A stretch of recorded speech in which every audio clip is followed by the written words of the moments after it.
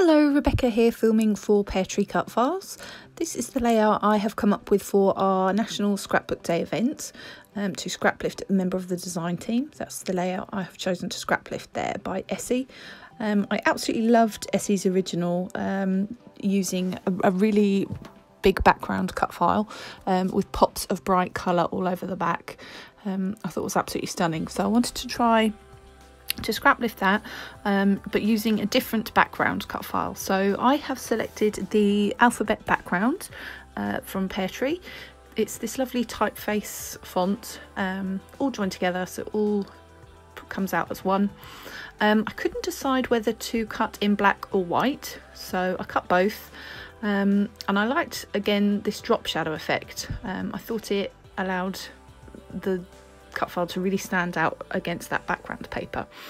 The background paper I've used is the School Rules paper from the School Life collection by Simple Stories. It was absolutely perfect for this cut file, actually. Really could not be more perfect. It's pretty much the same font, alphabet, just printed all over the back, so it was absolutely spot on perfect.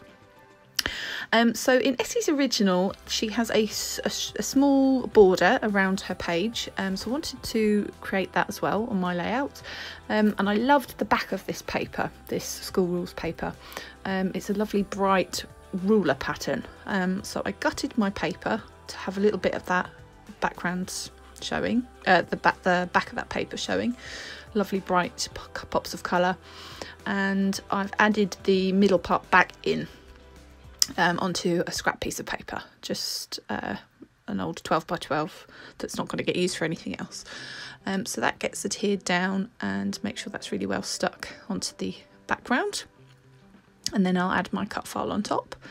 So I'm just brayering that on, make sure it's well adhered, and I like how that is looking with the drop shadow effect. Those cut files were glued together using a sticks to ball pen, sticks to 2-in-1 glue pen, that's what it's called.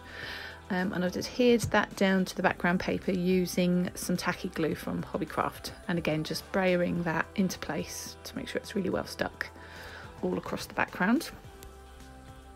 So it looks like there's a lot of dimension there, but that is actually just glued onto the background. So I've got my photos there. I thought I might like to try outlining the letters, so I give it a try where I knew I'd have my photos sticking, but I actually decided I don't like the look, so I don't go with doing that. So I'm glad that that's hidden behind my photographs. So these are photographs of my little boy's first school photos, and one of them is lovely and one of them is absolutely hilarious.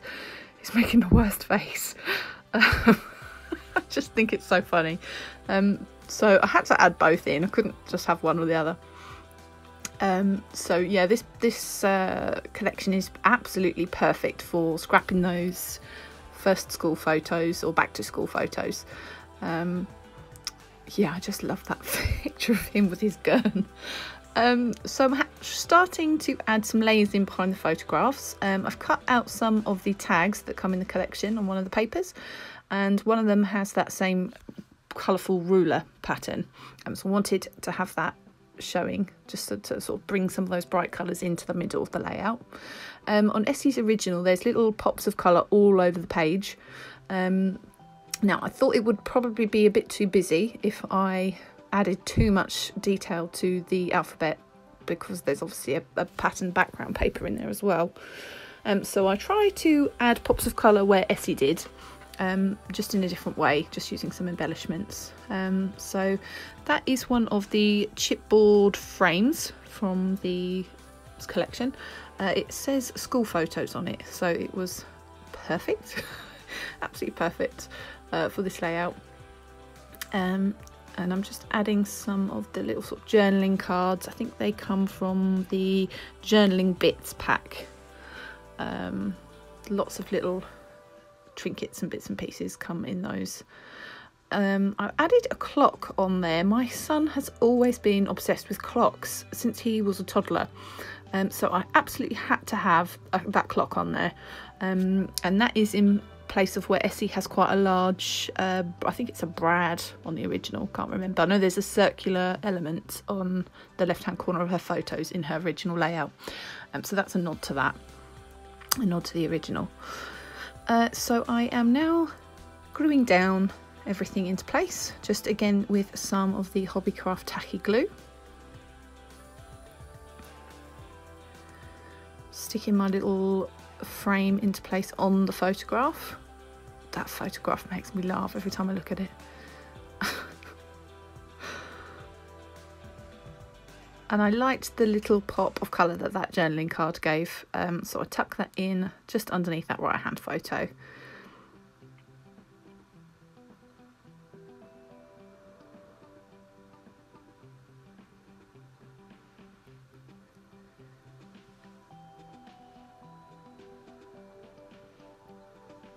So this is a pack of the foam stickers. Now there's lots of titles in there. Essie's original doesn't particularly have a very prominent title, so I didn't add one of those in really. Although in the end it sort of does have a title, but you'll see what I mean in the end. Again, on Essie's original there's a pop of colour up on the top left edge of the layout, and at the moment I've added a little pennant, little banner shape with an apple. I swapped that out later on in the layout for a banner shape that Essie is using in her original. So I found a banner and I've added that in place of that. And again, little pops of colour are on the original layout across on that right hand edge. So I wanted to have a pop of bright colour over on that right hand side.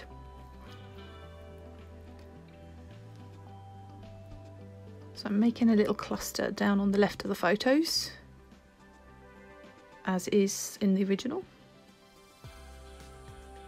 Now apologies that this is off camera, I didn't realise that it wasn't in view, but I found a little school banner, you just about see it there, and I glued that in the place where Essie has one of her, like a bunting shape on her layout, up on the top. And that actually forms the title really for the page.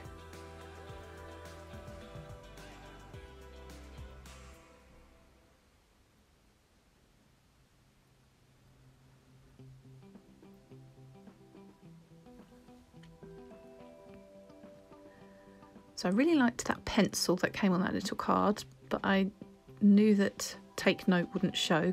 So I cut take note to add that onto something else later on down the line, and I've glued that little pencil in on the side there. So I've used the stars that come in the foam stickers as part of my little pops of colour that go across the page.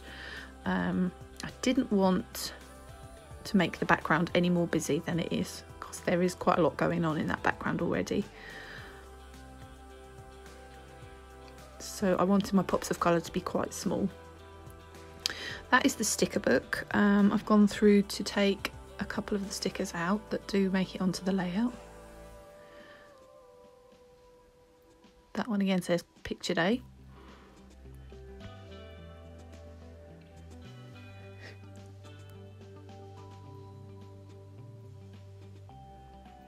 Can't quite see what I'm doing there. Unfortunately, it is off camera. Apologies for that.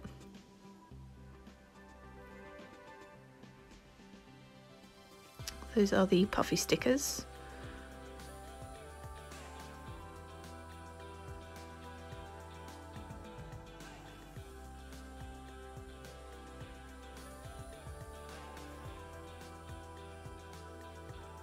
So I'm going around and trying to just add little pops of colour across the layout.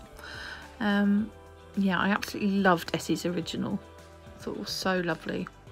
She's got a lot of texture in the background as well. I have, instead of texture, I've used that background paper. So here I thought I would go around and outline my cut file. I thought it would help it to stand out against the background paper. And that is the finished layout. Now hopefully you'll be able to see up towards the top of the paper. And some close-ups are coming now. So thank you so much for watching, and I'll speak to you soon.